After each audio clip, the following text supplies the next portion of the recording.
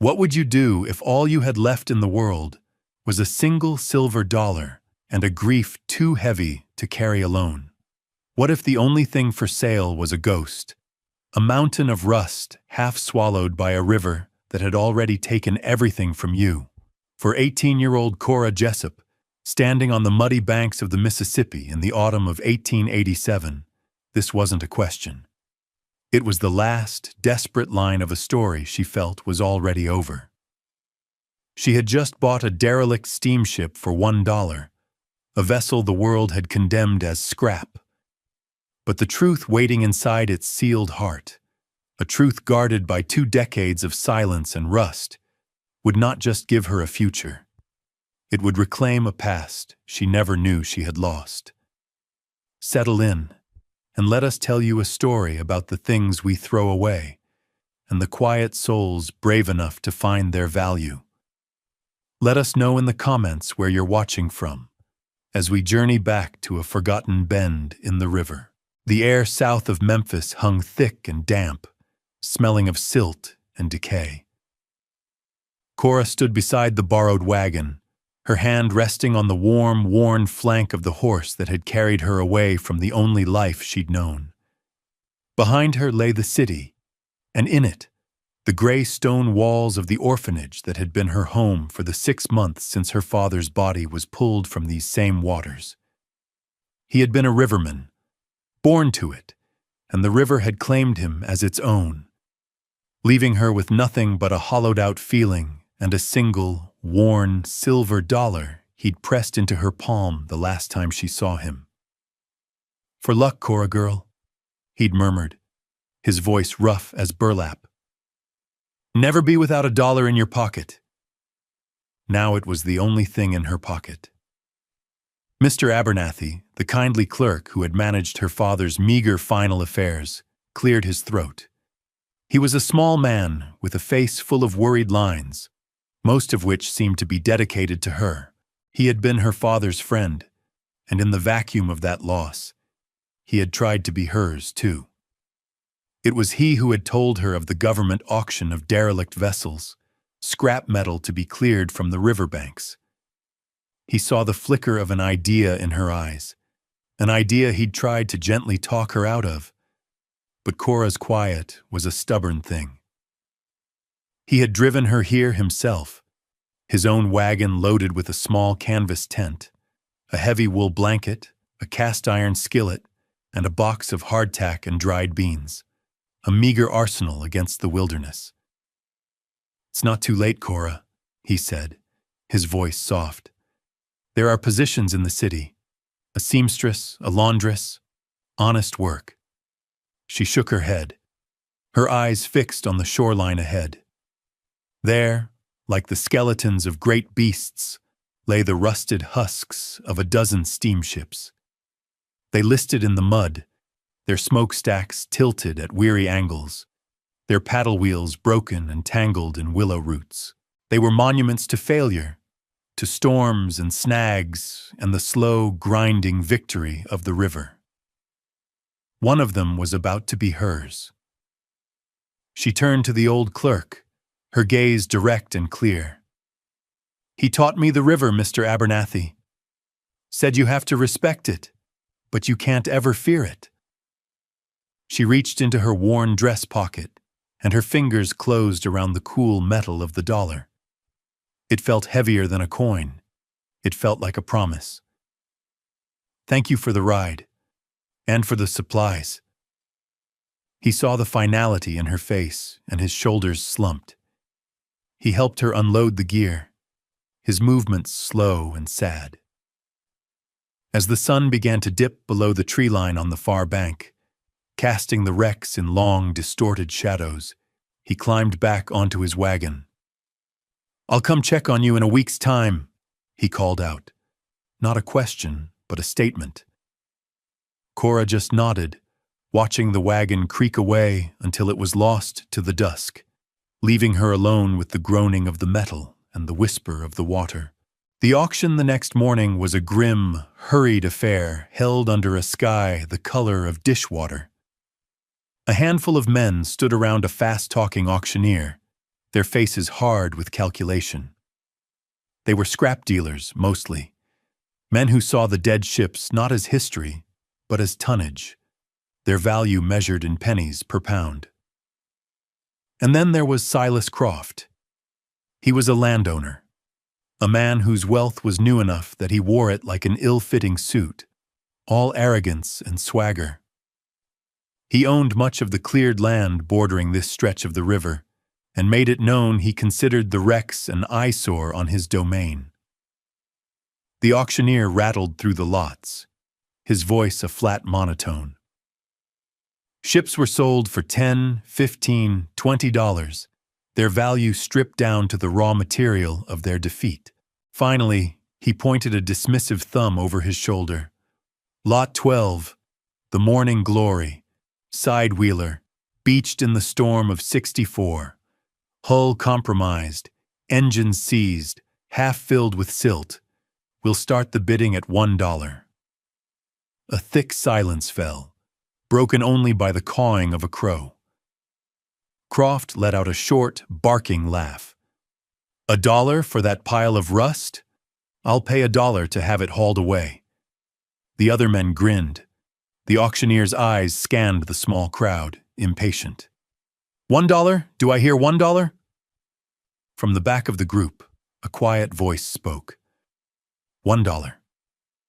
All heads turned. Cora stood with her chin held high, her hand raised almost imperceptibly. Croft stared at her, his lips curled in a sneer of disbelief. Well, I'll be, he drawled, loud enough for everyone to hear. What's a slip of a girl gonna do with a heap of rust? The auctioneer, caring only for the completion of his list, didn't wait for another bid. Sold, he cried, banging a small wooden gavel against his palm. For $1, to the girl. The bill of sale was a simple, grimy piece of paper. As Cora folded it and tucked it away, Croft approached her, his shadow falling over her. You got spirit, I'll give you that, he said, his voice dripping with condescension. But that boat's a coffin? Make a fine one for you, I suppose? Quicker than the river, at least. Cora met his gaze and said nothing. Her silence was a wall he couldn't seem to breach. He grunted and turned away, leaving her to her purchase. She walked toward it, her boots sinking into the soft mud. The Morning Glory was the largest of the wrecks, a once proud vessel now listing hard to port, its single remaining paddle wheel caught in a web of roots and vines. Up close, the scale of the ruin was overwhelming. Rust flaked off in sheets the size of dinner plates. The wood of the upper decks was blackened and splintered. The name, painted in faded gold letters on the prow, was barely legible, ghosted by time and weather. It seemed an impossible task, a fool's errand. This was her inheritance, a mountain of iron and sorrow. Why would an orphaned girl spend her last dollar on a sunken wreck? What secret could possibly be worth more than a life of security? We think we know, but the truth is always buried deeper than we imagine. Let us know in the comments what you think she'll find, and be sure to subscribe for more stories of impossible hope. Now, as the last light faded, Cora Jessup stood before her inheritance, and the river whispered its first welcome. The first days were a lesson in sheer survival. Cora set up her small canvas tent on a patch of high ground, 100 yards from the Morning Glory. She learned the landscape not as scenery, but as a larder and a threat.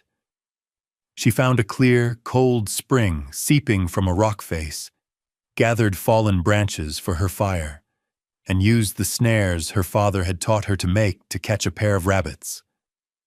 With the few coins Mr. Abernathy had pressed on her, she walked the 2 miles to the nearest settlement, a dusty crossroads called Haven's Landing, to buy salt, flour, and a small sack of oats. It was there the whispers began.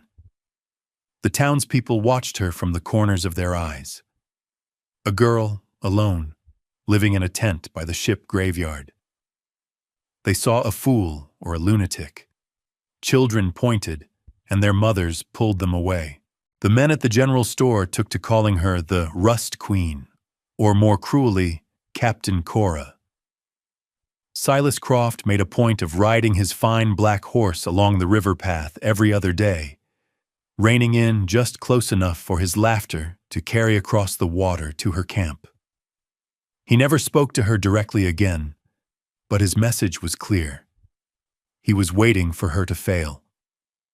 She ignored him, and she ignored the whispers. Her focus narrowed to the work. To get to the ship, she needed to haul supplies, and for that, she needed more than her own 2 hands. In Haven's Landing, tied behind the blacksmith's shop, was an old sway-backed mule with 1 floppy ear and a coat the color of dust. The smith wanted $5 for him. Cora had 2, which she'd earned by mending a fisherman's nets. She offered the $2 and a promise to muck out his stable for a month. The smith, a man with more pragmatism than sentiment, agreed. The mule was old and stubborn, but his eyes were patient. Cora named him Patience.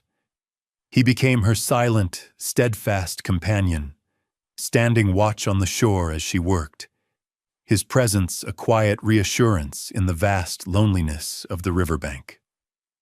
One evening, as twilight bled purple and orange across the sky, a figure emerged from the dense woods that bordered the river. It was an old woman, her face a beautiful map of wrinkles, her hair in 2 long silver braids. She moved with a slow, deliberate grace, carrying a basket woven from river cane. Cora had seen her before, foraging along the water's edge. The townspeople said she was Choctaw, one of the few who had remained, living as her people always had. The woman stopped near Cora's fire, her dark eyes moving from the girl to the hulking shadow of the morning glory. Cora tensed, but the woman's presence held no threat. After a long moment of silence, the woman spoke. Her voice low and raspy, like dry leaves skittering over stone. "Some things are not lost," she said, her gaze fixed on the rusted ship. "They only wait for the right hands to find them." Without another word, she turned and melted back into the growing darkness of the woods. Cora sat by her fire for a long time, the old woman's words echoing in her mind. She didn't understand what they meant, but they felt like a key, a piece of a puzzle she hadn't even known she was trying to solve. The weight of that cryptic sentence was a strange comfort, a small point of light in the vast, enveloping darkness. Cora knew she couldn't understand the ship from the shore. She had to get inside, to walk its decks and learn its bones. The physical journey began with a single, treacherous step. The gangplank had rotted away decades ago. She found a pair of long, sturdy logs and, with Patience's help, dragged them into the sucking mud, bracing them against the ship's listing hull to form a crude ramp to the main cargo deck. The deck itself was a death trap. Planks, softened to the consistency of wet bread, crumbled under her weight. Rusted metal snagged at her dress and boots. She spent a week doing nothing but clearing a path, prying up rotten boards and tossing them into the river, testing each step before putting her full weight down. She worked from dawn until her back ached and her hands were raw, clearing a safe walkway from her ramp to the main companionway that led to the upper decks and the cabins. Then the weather turned. A cold, steady rain began to fall. Not a storm, but a persistent, miserable drizzle that promised to last for days. It soaked her to the bone, turned the riverbank into a slick, greedy mire, and transformed the inside of her tent into a damp, chilly cave. The ship itself seemed to mourn in the rain. Rust-colored water wept from its seams, trickling down the hull in long, sorrowful streaks. The wind, funneled between the wrecks, moaned through broken windows and rotted doorways. The world shrank to the gray sky, the gray water, and the gray despair that began to seep into Cora's resolve. After days of waiting for a break in the weather that never came, she decided she could wait no longer. Wrapping herself in a piece of oiled canvas, she made her way across the slick logs and onto the deck. The door to the grand salon was swollen shut. She put her shoulder into it again and again until the wood splintered and the door groaned open. The sight inside almost broke her spirit. This had once been a place of splendor. Now it was a waterlogged tomb. Remnants of gilded molding hung in peeling strips from the ceiling. Velvet upholstery on the banquettes had dissolved into clumps of green and black mold. A grand piano stood against one wall, its veneer cracked and warped, its ivory keys swollen and silent, like a mouth frozen mid-scream. The ruin was absolute. It confirmed every jeering word from Silas Croft, every pitying glance from the townspeople. It was worthless. That night, huddled in her damp blanket, Cora felt the full weight of her decision. The rain drummed a relentless rhythm on the canvas of her tent. The morning glory groaned in the dark, the sound of a dying thing settling into its grave.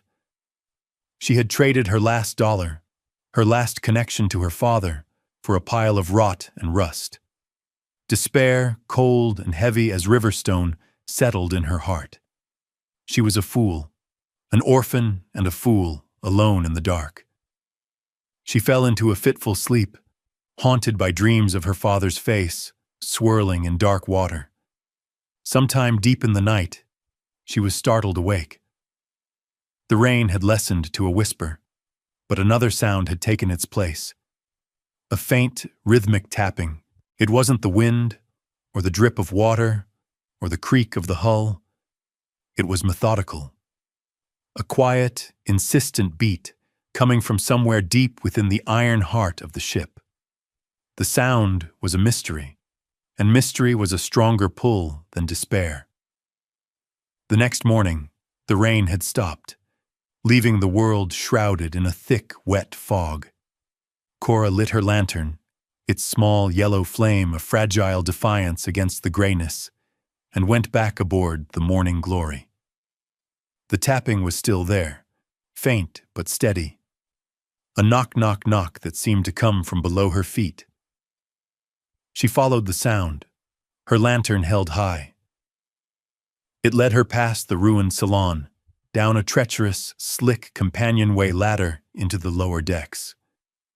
Here the air grew thick and close, heavy with the smell of stagnant water, oil, and 2 decades of decay.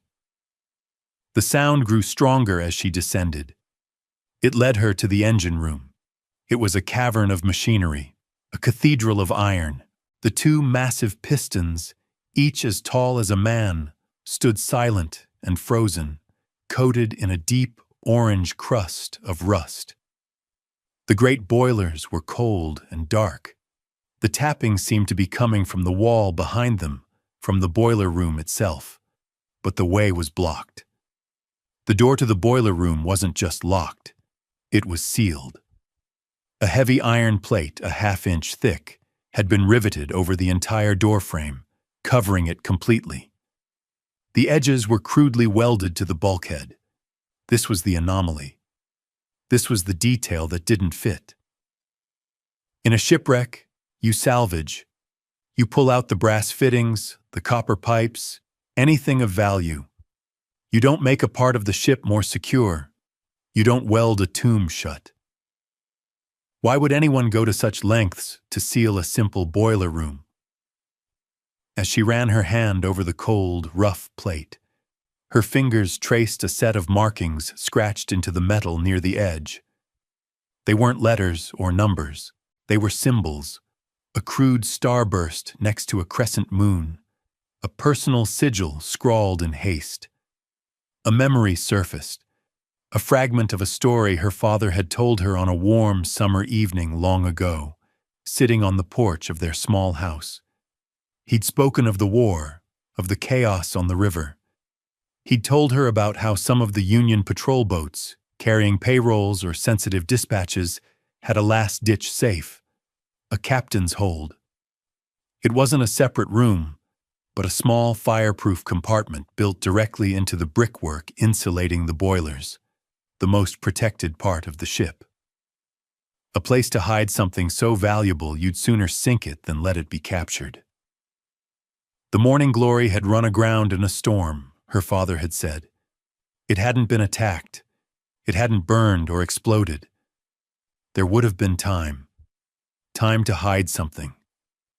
Time to seal the door. The seal itself was the clue. It wasn't an act of salvage. It was an act of deliberate, desperate concealment. Her despair from the night before evaporated, replaced by a new, burning curiosity. Whatever was in that room, someone had wanted it to stay there forever. She didn't have the tools to break that seal. Not yet. But as she stood there in the belly of the ship, her hand resting on the cold iron plate, she made a silent promise. She would find a way. The tapping had stopped, but she knew now what it was. The sound of a loose shutter or a piece of metal moved by the wind, knocking against the outer hull right next to the sealed room. It had been a coincidence, a ghost sound, but it had led her here. It had led her to the door. The mission now had a singular focus: breach the boiler room. The work of investigation became the work of pure, brute labor. Cora walked the 2 miles to Haven's Landing and went to the blacksmith's shop. Using the last of the money Mr. Abernathy had given her, she bought a 10-pound sledgehammer, a set of 3 cold chisels, and a long, heavy crowbar. The smith, a burly man with soot ingrained in the lines of his face, looked at the tools, then at her slender frame. "That's a lot of persuasion for a young lady," he grumbled, but he took her money without another word. The labor was the most punishing she had ever known. Each day she would descend into the ship's gut with her lantern and her tools. She started on the welds holding the iron plate. She'd place the tip of a chisel against a seam and swing the sledgehammer. The first blow sent a shockwave up her arms that rattled her teeth. The sound was deafening in the enclosed space, a sharp, ringing crack that echoed through the hull. Patience the mule stood his faithful watch on the riverbank, his one good ear flicking in the direction of the ship with every clang, as if monitoring her progress. The sound became a new rhythm on the river, a declaration of war against the rust and the silence. Day after day, she worked, her hands, soft from a life of mending and keeping house, blistered on the second day. By the fourth, the blisters had broken, leaving raw, weeping skin. By the end of the week, the skin had begun to harden into calluses. Her shoulders burned, her back screamed, but she did not stop. She learned the metal, its points of weakness, the way it would groan just before a small piece flaked away. She was no longer just a girl. She was a smith, a salvager, a demolitions expert of one. Silas Croft rode by one afternoon, drawn by the incessant ringing. He reined in his horse at the water's edge and watched her, a small figure disappearing into the wreck.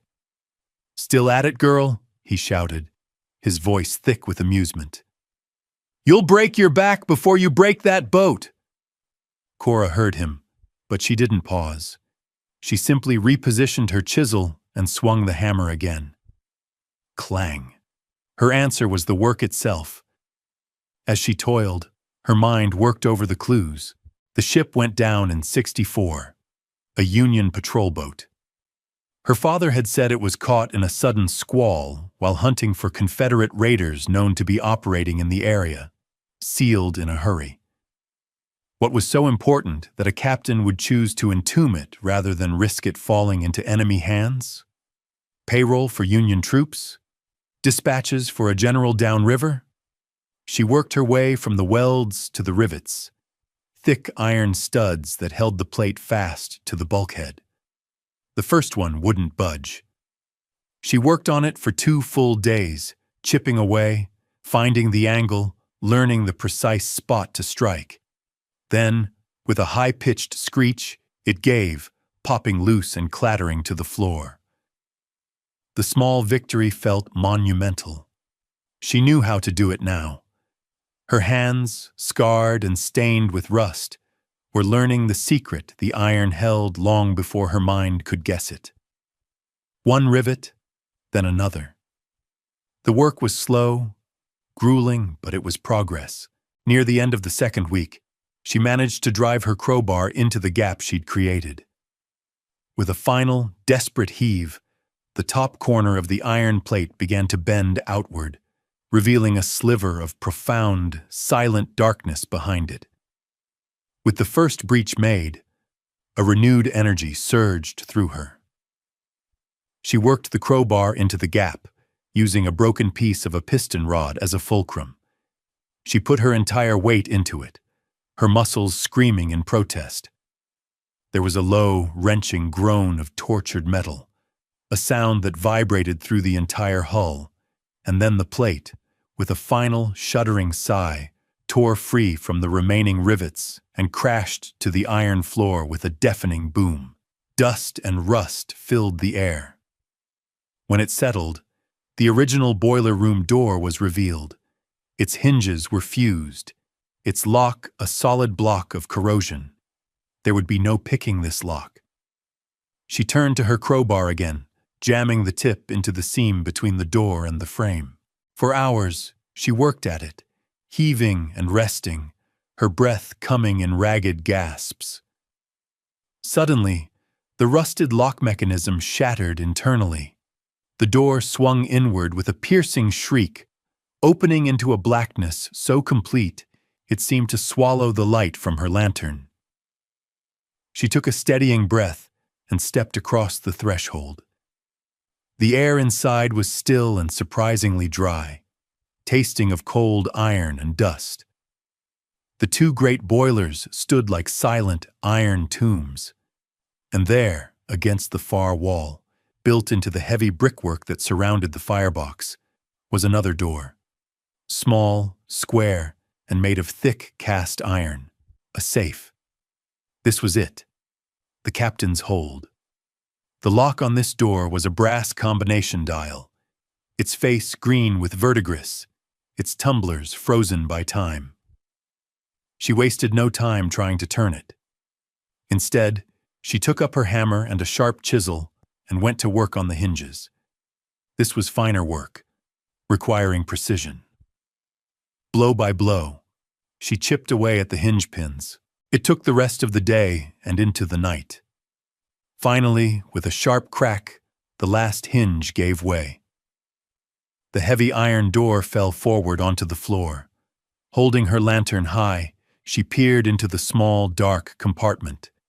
It was not filled with treasure, not in the way stories would have it. It was a simple, dry space, barely 2 feet square. On a single clean shelf sat 3 items: a cylindrical tin document tube sealed with wax, a heavy leather courier pouch stamped with the seal of the U.S. Army, and a small, heavy iron lockbox. Her heart hammered against her ribs. She reached for the lockbox first. It was heavy, far heavier than its size suggested. The lock was simple, and she broke it easily with the tip of her crowbar. She lifted the lid. Her lantern light glinted on gold. Stacks of coins, neatly wrapped in oilcloth. U.S. gold eagles minted in the 1850s.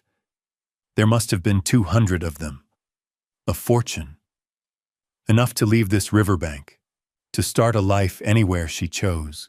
Her hands shaking, she set the box aside and picked up the tin tube. She broke the brittle wax seal and slid out a roll of papers. They were cotton futures contracts, dozens of them, dated 1863, for thousands of bales from plantations up and down the river. If the claims were still valid, they were worth even more than the gold. Lastly, she reached for the leather pouch. It felt stiff and ancient. The wax seal, bearing the eagle insignia of the army, was cracked but unbroken. It was addressed to the military governor, Western Tennessee District, Memphis. With a deep breath, she broke the seal and tipped the contents into her hand. There were several pages of official-looking dispatches. But one document on top was different. It was written on heavy parchment, its script formal and precise. She read the words, her lips moving silently. A full and unconditional pardon. For a man named Alistair Finch, convicted of treason against the United States, signed by the military governor, dated May 4th, 1864. She read the name again, the letters seeming to burn in the lantern light. Alistair Finch. That was her mother's maiden name. It was the name of the grandfather she had never met. The lantern flame trembled in her unsteady hand. Alistair Finch, her grandfather, hanged as a Confederate traitor in the summer of '64. That was the great, unspoken shame of her mother's family, a shadow that had followed them even after her mother married and took the Jessup name. Her father had spoken of it only once, in hushed, pained tones, calling it a sorrow that had broken her mother's parents and led to the loss of everything they had.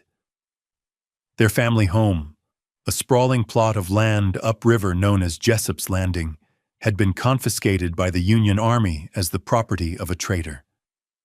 This piece of paper, this pardon, would have saved him. It would have saved all of them. It had been right here, sealed in the dark, while her grandfather walked to the gallows. The weight of it was suffocating. As she sat there on the cold iron floor, lost in a history she had just unearthed, a low rumble vibrated through the hull of the ship. The air, which had been still, began to move, a low moan winding through the wreck. She scrambled out of the boiler room and up the ladders. When she emerged onto the deck, the sky to the west was a bruised, churning wall of black. A Mississippi storm, a true monster, was bearing down on them, the wind preceding it already tearing at the water, whipping it into a frenzy. The river was rising, climbing the muddy banks with an unnatural speed. This was her test. She had the gold. She had the contracts. She could fill her pockets, abandon the ship and its ghosts, and disappear. She could buy a new life, far away from the river that had taken her father and the shame that had haunted her family.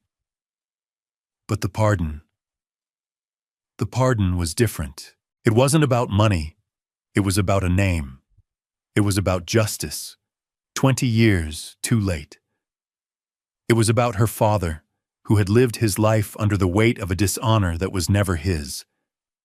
As she stood paralyzed by the choice, a shout, thin and desperate, cut through the howl of the wind. Out on the swollen, churning river, a small flatboat was in trouble.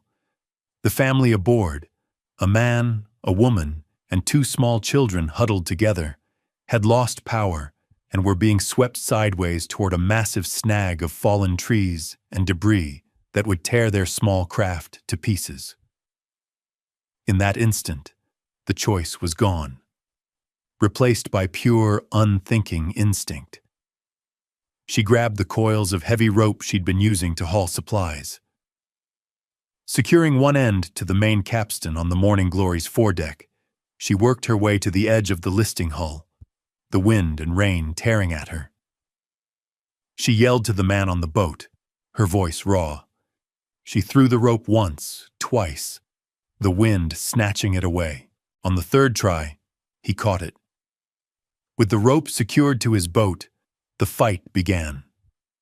Cora wrapped the line around the capstan, using its leverage, her feet braced against the deck. The current was a monstrous, living thing, pulling the flatboat toward the snag. But the Morning Glory, her dead weight half buried in the earth, became an anchor. Slowly, foot by agonizing foot, Cora hauled them in, the man on the boat pulling with her. Finally, the flatboat bumped hard against the steamship's iron hull. She helped the terrified family, a farmer named Thomas, his wife Sarah, and their two wide-eyed children, scramble aboard her wreck. She led them to the captain's quarters, which she had recently cleared of debris. It was dry and sheltered from the worst of the wind. She built a small fire in the rusted stove, shared her meager supplies of food, and gave them her own wool blanket. She chose to shelter these strangers, to commit to the place she now stood.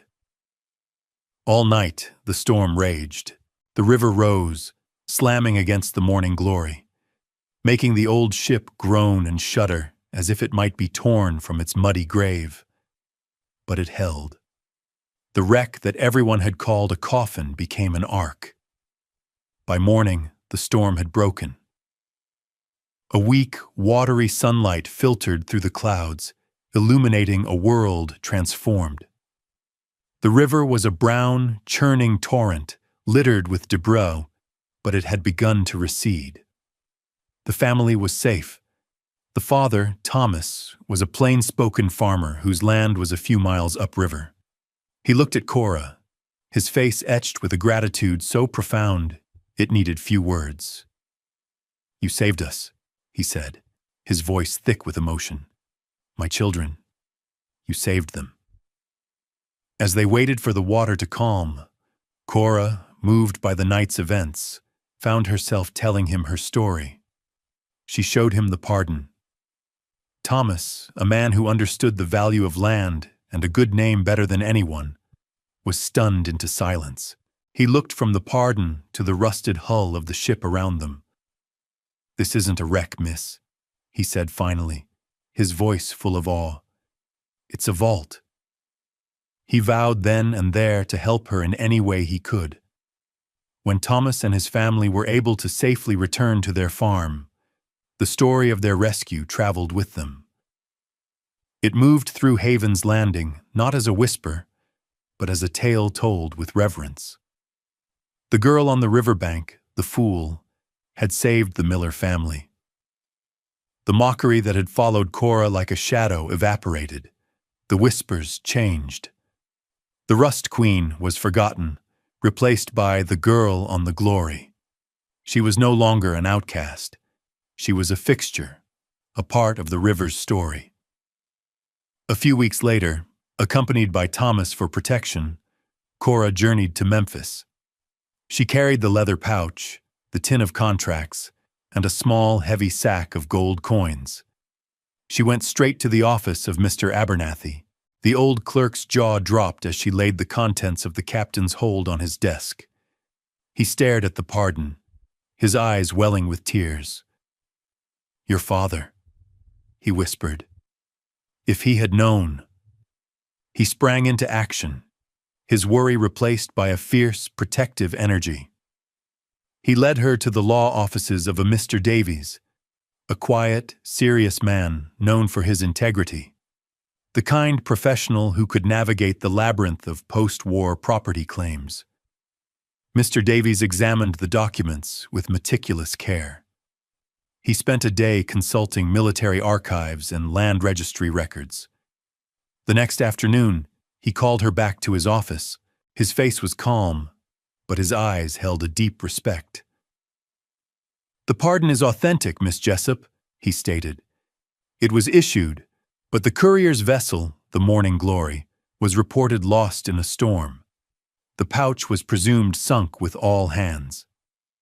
He paused, then slid another document across the desk. "This is the order of confiscation for the property of Alistair Finch. The pardon, being dated prior to the execution, retroactively nullifies the conviction, which means this order is void." He let the words sink in. The land, all 200 acres of Jessup's Landing, is, and legally has always been, yours.